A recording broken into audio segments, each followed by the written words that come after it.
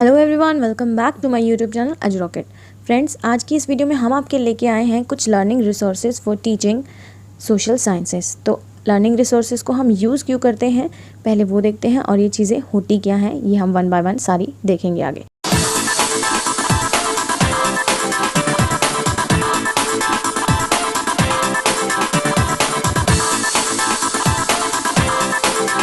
तो देखिए, जब भी हम सोशल साइंस को पढ़ाते हैं तो टीचर कुछ ना कुछ ऑब्जेक्ट्स, कुछ मटेरियल, कुछ सिचुएशन को, कुछ एक्सपीरियंस को, इन सब को जो यूज़ करता है ताकि हमारी जो टीचिंग लर्निंग एक्टिविटीज़ जो हैं वो मीनिंगफुल हो जाएं। तो जिन चीज़ों का यूज़ किया जाता है दैट इज़ रिसोर्सेज। और क्यों यूज़ किया जाता है? ताकि हम जो भी पढ़ा रहे हैं क्लासरूम में वो बच्चों की मतलब अच्छे से समझ आए, एक मीनिंगफुल लर्निंग जो है वो बच्चे ग्रैब करें। तो एक मीनिंगफुल लर्निंग के लिए और दूसरा जो भी हमारे टीचिंग लर्निंग के ऑब्जेक्टिव्स होते हैं उसको अटेन करने के लिए हम लर्निंग रिसोर्सेज का यूज़ कर सकते हैं। काफ़ी सारे रिसोर्सेज यहाँ पे दिए हुए हैं, जैसे देखिए आपके सामने है रियलिया एंड डायरामा, चार्ट्स हैं, मॉडल्स हैं, ग्राफ है, टाइमलाइन है, ग्लोब है, मैप है। तो हम वन बाय वन सारे देखने वाले हैं। आइए स्टार्ट करते हैं रियलिया एंड डायरामा से। तो अगर बात करें रियलिया की तो ये रियल ऑब्जेक्ट्स होते हैं, जैसे कि टूल्स, यूटेंसिल्स, आर्ट के ऑब्जेक्ट्स हो गए, क्लोथिंग हो गया। स्कूल में जितनी भी चीज़ें होती हैं जो एक टीचर यूज़ करता है वो भी एक तरह से रियलिया में ही कंसीडर की जाती हैं। फॉर एग्जांपल देखिए, रियलिया के अंदर हमने काफ़ी सारे वेपन्स हैं, आर्म्स हैं, ऑर्नामेंट्स हैं, सारी चीज़ें जो भी एक रियल ऑब्जेक्ट्स हैं वो रियलिया के अंदर आती हैं, जो चिल्ड्रन को इनेबल करती हैं ताकि वो अपना एक कनेक्शन जो है अपनी खुद की लाइफ से जोड़ पाएँ। देखिए, टीचर अपनी क्लास में इन रियलिया ऑब्जेक्ट्स को यूज़ कर रहा है ताकि वो बच्चों को थोड़ा सा फैमिलियर करा पाए, उनकी लाइफ से चीज़ें जोड़कर उनको अच्छे से चीज़ें ग्रैब करा पाए। तो वो कुछ सेंस बनाने की कोशिश करता है एक नई कॉन्सेप्ट और नए आइडिया की तरफ। और इसमें अगर आप देखेंगे तो जैसे एक टीचर है वो ऑर्गेनाइज कर रहा है trip to a nearby museum and show to the students ornaments हैं, आर्म्स हैं, वेपन्स हैं, यूटेंसिल्स हैं। तो ये सब जो हैं पीपल जो पास्ट में यूज़ करते थे, these all are considered as an realia या फिर रियल ऑब्जेक्ट्स। अगर बात करें डायरामा की तो डायरामा जो वर्ड है देखिए वो दो टर्म से निकला है। एक है डाई, डाई का मतलब होता है थ्रो, और एक है orama, orama means that which is seen. तो पूरा इसका मतलब हो गया through that which is seen. तो यहाँ पे जो अगर हम बात करें तो एक 3D सीन्स जो होते हैं, जैसे कि कई बार आप किसी मॉल वगैरह में गए होंगे फ्रेंड्स, तो वहाँ पे आपने देखा होगा एक पूरे मॉल का एक छोटा सा मॉडल टाइप से, मतलब एक आपको बना दिया जाता है अलग से पेड़, जो भी लैंडस्केप है, जो भी ह्यूमंस हों, ट्रीज़ हों, कार्स हों, वहाँ पे जो भी व्हीकल्स वगैरह खड़े होते हैं तो इस वहाँ अलग अलग पिक्चर्स करके उनको स्टैंडिंग मोड में दिखाया जाता है। तो that is considered as a diorama. ये 3D सीन्स होते हैं, इनको रियल इफेक्ट दिया जाता है।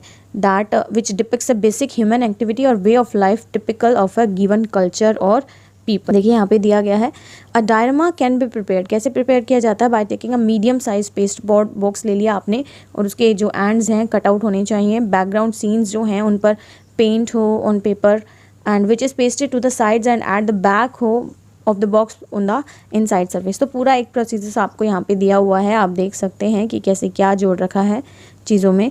तो हमने आपको इसका एग्जांपल दे दिया है। तो एक पावरफुल टीचिंग एड हो सकता है सोशल साइंस में उनकी मतलब एक्चुअल लाइफ को लाने के लिए। फ्रेंड्स, जो इससे नेक्स्ट है मॉडल। मॉडल तो सभी जानते हैं कि क्या होता है, ये भी एक 3D विजुअल एड्स है। ये रिप्रेजेंट करता है रियल थिंग्स को, बस बाकी सब चीज़ें सेम होती हैं except their size and shape. बड़ी चीज़ों को ही छोटा करके दिखाता है तो जो स्टूडेंट ऑब्जर्व कर सकते हैं। मॉडल देखिए सिंपल भी हो सकता है, सेक्शनल और वर्किंग भी हो सकता है। तो अगर हम बात करें कि सिंपल मॉडल, तो सिंपल मॉडल का मतलब देखिए जैसे इन्होंने डाइटीज़ वगैरह बनाए हुए हैं, people of Indus valley civilisation जिसकी पूजा करते थे, तो इस टाइप का एक मॉडल सिंपल हो सकता है। सेक्शनल मॉडल में क्या है, सारे पार्ट्स को ऑफ अर्थ सेपरेट किया गया है जिसमें shown to the students and replaced. और जो थर्ड है वर्किंग मॉडल, मतलब एक ऐसा मॉडल जो एक्चुअल ऑपरेशन कर रहा हो, जैसे कि यहाँ पे continental ocean currents which show how actual जो करंट है वो फ्लो करता है different ocean of the world में। तो मॉडल जो है वो प्रिपेयर्ड किया जा सकता है for illustrating various content of social studies. Social studies की काफ़ी सारे टॉपिक्स को पढ़ाने के लिए हम मॉडल का यूज़ कर सकते हैं। यहाँ पे देखिए मॉडल दिया हुआ है हिस्टोरिकल आर्किटेक्चर और स्कल्पचर और मॉडल ऑफ सोलर सिस्टम और विंडमिल। तो ये एक एग्जांपल है, आप यहाँ पे देख सकते हैं। मॉडल्स को ये कह रहे हैं कि जनरली प्रिपेयर किया जाता है काफ़ी सारे मटेरियल्स का यूज़ करके, जैसे कि पेस्ट बोर्ड हो गया, कार्डबोर्ड हो गया, paper, would, thermocol, wax, plaster of Paris, plastic, metal, clay. तो ऐसी काफ़ी सारी चीज़ें हैं, स्ट्रिंग है, आप इन सब का यूज़ करके कोई भी मॉडल रेडी कर सकते हो। नेक्स्ट अगर रिसोर्स देखें हम तो वो है चार्ट। फ्रेंड चार्ट जो है एक काफ़ी वैल्यूएबल टूल यूज़ होता है सोशल साइंस में। तो चार्ट एक simple flat pictorial display material होता है, अगर उसको सही से यूज़ किया जाए तो एक काफ़ी अच्छी इन्फॉर्मेशन मतलब हमें डिस्प्ले कर सकता है एक हाईली इफेक्टिव मैनर में। तो एक एक्सीलेंट मीन्स ऑफ रिसोर्स है यहाँ पे, जिसे हम काफ़ी बार यूज़ कर सकते हैं, जो हेल्प कर सकता है समराइज़ करने में, चीज़ों को सिंप्लीफाई करने में, जो भी दिक्कत अगर स्टूडेंट अपनी रीडिंग के टाइम पे फेस कर रहा है। तो देखिए चार्ट को इन्होंने दो कैटेगरी में डिवाइड किया है, एक है फॉर्मल और एक है इनफॉर्मल। फॉर्मल जो है एक पर्टिकुलर आप प्रॉपर वे में बनाएंगे जिसमें स्टेप बाय स्टेप सारी चीज़ें होंगी, और देखिए उसके काफ़ी सारे टाइप दिए हुए हैं। नरेशन चार्ट जिसमें आप किसी चीज़ को नरेट कर रहे हैं, डिपिक्ट कर रहे हैं, कि जैसे देखिए कोई एक बिल लॉ में आता है, पास किया जाता है। अगला है टेबुलेशन चार्ट जिसमें पर्टिकुलर टेबल की फॉर्म में चीज़ें बनाई जाती हैं ताकि आप एक चीज़ को दूसरे से कंपैरिजन कर सकें। थर्ड जो है रिलेशनशिप चार्ट। रिलेशनशिप चार्ट में हम related to the pollution of the environment, कैसे जो है पॉल्यूशन मतलब एनवायरनमेंट को इफेक्ट कर रहा है, क्या इसके कॉज हैं, तो ये एक रिलेशनशिप जनरेट हो रहा है। पेडिग्री चार्ट में क्या होता है, डेवलपमेंट दिखाता है कि that have a single origin such as the lineage of a family. इसके बाद जो है वो है क्लासिफिकेशन चार्ट, जिसमें नाम से ही सजेस्ट किया जा रहा है क्लासीफाई किया जाता है, जैसे कि such as kinds of relation such as those in basic food chart में क्या रिलेशन है उसको क्लासीफाई करना। नेक्स्ट जो है ऑर्गेनाइजेशन चार्ट। ऑर्गेनाइजेशन चार्ट में क्या होता है, जो इंटरनल स्ट्रक्चर दिखाता है किसी भी ऑर्गेनाइजेशन का, किसी भी कॉर्पोरेशन या गवर्नमेंट बॉडी का। जो नेक्स्ट है वो है flow chart. Show steps in a process, जैसे कि हमने फ्लो चार्ट के बारे में बात भी की हुई है एक वीडियो में। ये स्टेप बाय स्टेप प्रोसेस दिखाता है, जैसे एक स्टील है, स्टील ऑफ मैन्युफैक्चरेशन ऑफ स्टील है, वो कैसे होता है, that is the example of flow chart. उसके बाद है एक इन्फॉर्मेशन चार्ट जिसमें हमें पर्टिकुलर कोई भी टॉपिक हो, उसको इन्फॉर्मेशन देनी हो, उसको समराइज़ करना हो, तो हम उसके लिए चार्ट का यूज़ कर सकते हैं। चार्ट को देखिए वर्बल और ग्राफिक दोनों मैसेज को कन्वे करने के लिए यूज़ किया जा सकता है। कोई फिगर बनाने के लिए, कोई टेक्स्ट लिखने के लिए, डायग्राम्स के लिए, ग्राफ के लिए, मैप के लिए, फोटोग्राफ के लिए। तो आप किसी भी चीज़ का यूज़ करने के लिए, उनको डिपिक्ट करने के लिए, उनको इन्फॉर्म करने के लिए, कोई मैसेज कन्वे करने के लिए आप चार्ट का यूज़ कर सकते हो। नेक्स्ट है ग्राफ। ग्राफ एक excellent means of presenting quantitative data के लिए, कोई भी नंबर्स की फॉर्म में अगर आपको कोई भी डाटा रिप्रेजेंट करना है तो आप ग्राफ का यूज़ कर सकते हो, जिसमें बच्चे जो हैं फंडामेंटली और एक specific relationship between all the concept एक समझ पाएंगे। काफ़ी टाइप के ग्राफ होते हैं फ्रेंड जो आगे डिस्क्राइब किए गए हैं। एक बेसिक स्किल जो होता है इफेक्टिव इंटरप्रिटेशन ऑफ ग्राफ्स में, जो बच्चों की मतलब ability to understand the significance of title और बेसिक यूनिट ऑफ मेजरमेंट्स कैसे करना है, इंटरप्रेट करना है, कैसे रिलेशनशिप को कैसे जनरलाइज करना है, इन्फेरेंसेस कैसे ड्रॉ करने हैं, तो ये सारी चीज़ें जो हैं हम ग्राफ की फॉर्म में सीख सकते हैं। और तो ये काफ़ी इफ़ेक्टिव वे में यूज़ किया जाता है। देखिए इसका जो पहला टाइप है वो है बार ग्राफ। बार ग्राफ देखिए आपको यहाँ पे नीचे दिखाया भी गया है इस टाइप से। ये होते हैं बार ग्राफ फ्रेंड्स, जिसमें डिफरेंस जो है वो दिखाया जाता है, रिलेटिव अमाउंट्स या वैल्यूज़ के बीच में कंपैरिजन जनरेट किया जाता है। ये तो आपको वर्टिकल दिखाई दे रहा है, लेकिन ये बार ग्राफ इस तरह से हॉरिजॉन्टल वे में भी बनाया जा सकता है। अगर बात करें इसके बाद हम नेक्स्ट ग्राफ की, तो वो है सर्कल या फिर पाई ग्राफ। सर्कल आपको देखिए उसके पिक्चर भी दी हुई है नीचे। ये होता है सर्कल, जिसमें पूरा 360 डिग्री जो है हमें लिया जाता है एक सर्कल। तो ये एक इसे पाई ग्राफ भी बोला जाता है। बहुत ही यूज़फुल होता है अगर आपको कोई फ्रैक्शनल पोर्शन में किसी डेटा को दिखाना है, तो जो परसेंटेज बेसिस पर हो। नेक्स्ट इसके बाद होता है line graph friends. Line graph का भी पिक्चर यहाँ पे है, जिसमें कोई चेंजेस दिखाए जाते हैं, जैसे पहले ये चीज़ यहाँ पर थी तो अब कम हो चुकी है, फिर बढ़ चुकी है, फिर कम हो चुकी है। तो इस तरह से कॉन्जिक्यूटिव डे का यहाँ पर टेम्परेचर शो किया जा रहा है, तो ये एक लाइन ग्राफ में दिखाया जा सकता है। लास्ट जो है वो है पिक्टोरियल ग्राफ। तो ये बार ग्राफ की तरह ही होता है, बस डिफरेंस यही होता है कि pictures are used to represent bar. Friends इसके बाद हम बात करते हैं 3.5.5 मैप्स एंड ग्लोब्स की। तो मैप और ग्लोब्स सभी ने अपनी अपनी क्लासेस में देखे हैं। मैप क्या है, एक तरह से मतलब ये सिंबॉलिक रिप्रेजेंटेशन है।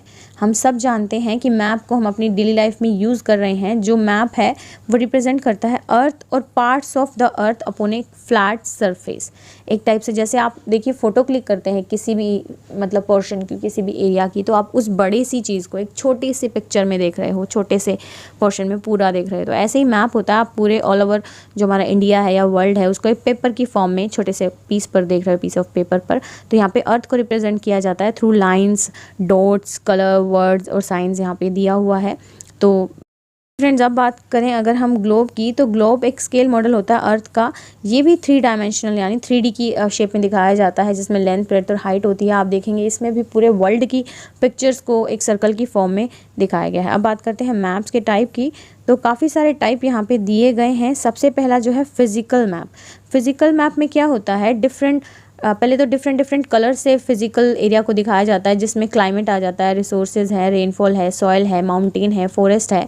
तो ये सब फिजिकल मैप्स में रिप्रेजेंट किए जाते हैं और इनको कलरफुल बनाया जाता है। जैसे रिवर हो गया ब्लू कलर, माउंटेन हो गया ब्राउन कलर, फॉरेस्ट हो गया ग्रीन कलर। जो नेक्स्ट है वो है political map. Friends political map में हमें पॉलिटिकल डिवीजन दिखाई जाती है कंट्री की, कैसे कोई स्टेट डिवाइड हो रखा है, कैसे नेशनल बाउंड्री बनी हुई है। तो लोकेशन ऑफ जो सिटीज़ हैं एक दूसरे के साथ जो लगी हुई हैं वो पॉलिटिकल मैप में दिखाई जाती हैं। फ्रेंड्स उसके बाद है इकोनॉमिक मैप। इकोनॉमिक मैप में देखिए क्रॉप, ट्रेड, लैंड यूज़, जो रेल रोड है वो सब दिखाया जाता है। इनके पर्टिकुलर सिंबल्स दिखाए जाते हैं, जैसे क्रॉप का सिंबल बना दिया जाएगा या कोई रोड हो तो उसको रोड का सिंबल बना दिया जाएगा। तो इकोनॉमिक मैप्स में ये होता है। नेक्स्ट जो है वो है सोशल मैप। सोशल मैप जो है फ्रेंड्स वो एक सोसाइटी से रिलेटेड चीज़, जैसे उनकी लैंग्वेज, लिटरेसी रेट हो गया, पॉपुलेशन डिस्ट्रीब्यूशन हो गया, तो ये सब दिखाता है सोशल मैप। नेक्स्ट है हिस्टोरिकल मैप। हिस्टोरिकल मैप में क्या होता है, ये बाउंड्री दिखाता है एक पर्टिकुलर एम्पायर की, मतलब एक लैंडस्केप को जनरेट करता है। सोशल मूवमेंट्स जो होते हैं वो दिखाता है, ट्रेड रूट जो होते हैं वो भी दिखाता है। इसके अलावा हमारे टोपोग्राफिक मैप होते हैं जो फिजिकल मैप के नाम से ही जाने जाते हैं, और एक क्लाइमेटिक मैप भी होता है जो डिफरेंट क्लाइमेट दिखाता है डिफरेंट एरिया का। तो देखिए फ्रेंड्स सिग्निफिकेंट एस्पेक्ट जो है मैप के वो which should be taught to students are land forms, water forms, human factors, distance, political factor, climate, resource, transportation. तो ये सब आप जो है बच्चों को इन सब को दिखाने के लिए मैप का यूज़ कर सकते हो। आगे देखिए केन वर्दी ने सजेस्ट किए हैं कुछ guidelines while teaching the use of maps and globes. कौन कौन सी वो गाइडलाइंस है। पॉइंट नंबर 1 में to stress relationship rather than mere location. सिर्फ लोकेशन मत बताइए, उसके मतलब रिलेशन क्या है उस लोकेशन का पर्टिकुलर, जैसे यहाँ पे दिया हुआ है कि in order to find new Delhi on a map of India tell students that it is situated on the bank of river Yamuna. तो नई दिल्ली का यमुना रिवर से लिंक कर दिया। सपोज आप हरिद्वार की बात करें या उत्तराखंड, देहरादून, तो यहाँ पे आप लिंक कर सकते हो गंगा रिवर से। तो काफ़ी पर्टिकुलर चीज़ें आप आपस में लिंक कर सकते हो, रिलेशनशिप जनरेट कर सकते हो एक मैप के थ्रू। नेक्स्ट जो है रिलेट कर रहा है map work as far as possible to the life of student. कोई भी चीज़ अगर आप बच्चों की दुनिया से जोड़कर बच्चों को सिखाएंगे तो बहुत ही ईजी हो जाएगा उनके लिए उन चीज़ों को समझना और अपनी लाइफ में इम्प्लीमेंट करना। तो यही चीज़ आपको करनी है। मैप वर्क जो है वो बच्चों की लाइफ से जोड़कर उनको दिखाइए।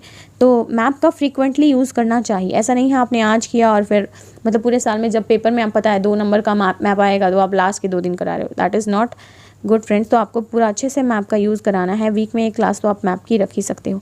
नेक्स्ट जो है to start where students are. For example अगर स्टूडेंट्स को नहीं पता कोई सिंबल, तो पहले मैप सिखाने की बजाय आप उनको सिंबल से इंट्रोड्यूस कराइए।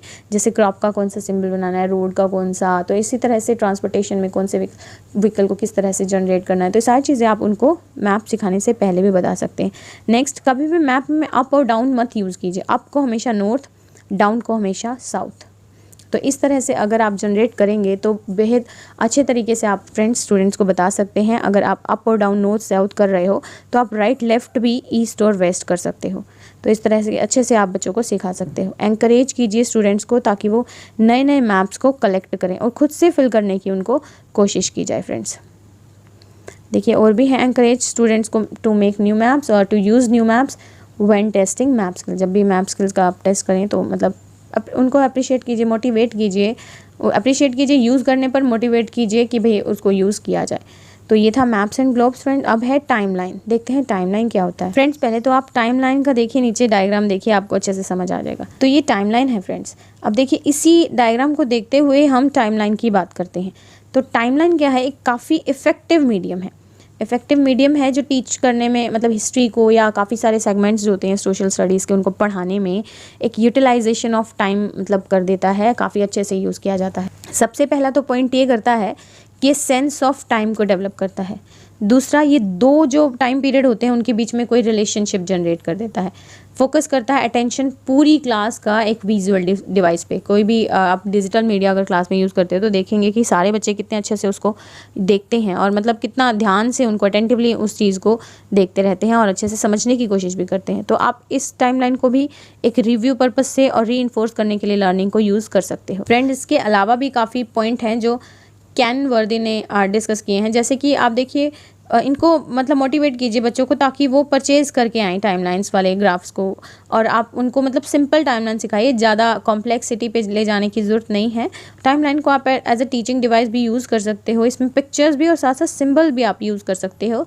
और हमेशा मेक श्योर करें कि जो भी टाइम डिवीज़न आप कर रहे हैं वो इक्वल हो। ऐसा ना हो कि 4000 BC टू 3000 BC एक लार्ज अमाउंट में हो, 3 to 2000 BC थोड़ा कम अमाउंट में हो। तो ये बहुत ही ध्यान रखने वाली चीज़ें होती हैं। फ्रेंड्स, टाइमलाइन का देखिए एसएस में बहुत यूज़ होता है, क्योंकि एसएस में हम काफ़ी सारी क्रोनोलॉजिकल जो ऑर्डर हैं, जो अर्लीस्ट पीरियड से अब न्यू पीरियड या मोस्ट रिसेंट पीरियड तक हम जो चीज़ें सीखते हैं, तो वो हम टाइमलाइन के जरिए बच्चों को सिखा सकते हैं। गुड वे है to present the information visually, और ये शो करता है order of event from first to the last along a line. तो ये इसका था टॉपिक। अब पढ़ते हैं हम नेक्स्ट है आईसीटी। फ्रेंड्स, आईसीटी क्या होता है? That is information and communication technology. इसमें देखिए आप डिजिटल मीडिया की जो बात कर रहे हैं वो आईसीटी ही के अंदर ही आती है। एक diverse set of technological tools होता है और रिसोर्सेज होता है जो किसी भी डेटा को ट्रांसमिट, स्टोर, क्रिएट, शेयर और एक्सचेंज करने में डेटा और इन्फॉर्मेशन को यूज़ किया जाता है। सबसे पहले तो आप इसके अंदर इंटरनेट ले सकते हो। इंटरनेट के अंदर भी वेबसाइट्स हो गई, ईमेल्स हो गए, हर चीज़ जो भी इंटरनेट के अंदर आ रही है दैट इज़ आईसीटी। उसके अलावा ब्रॉडकास्टिंग जो हमारे टूल्स होते हैं, जैसे कि रेडियो हो गया और टेलीविज़न हो गया, वीडियो हो गया, डीवीडी हो गया, टेलीफोन हो गया, कंप्यूटर हो गया, वीडियो कॉन्फ्रेंसिंग हम कर रहे हैं, ये ईमेल, इंटरनेट, ये सब व्हाट्सअप वगैरह, ये सब हमारे क्या है आईसीटी के अंदर आते हैं। तो बहुत ही अच्छे तरीके से इनका यूज़ किया जा सकता है सोशल साइंस को पढ़ाने में, क्योंकि फ्रेंड्स इसमें देखिए एक विजुअलाइजेशन जो है इतना कलरफुल होता है, इतना इंटरेस्टिंग होता है कि बच्चे टेक्स्ट, ऑडियो, वीडियो, गेम, हर चीज़ एनिमेशन के थ्रू अपनी क्लास में मतलब इन्वॉल्व कर सकते हैं। आपको history, geography, pol science, eco कुछ भी पढ़ाना हो आप अपने आईसीटी का यूज़ कर सकते हो। और अब तो कई सारे ओपन रिसोर्सेज, एजुकेशनल रिसोर्सेज भी गवर्नमेंट ने हमें इंटरनेट पर अवेलेबल करा दिए हैं, जिसमें सोशल साइंस टीचर की बहुत हेल्प होती है उसका डेटा एक्सेस करने में या फिर बच्चों को और अच्छे से ईजी लर्निंग वे में लर्निंग कराने में।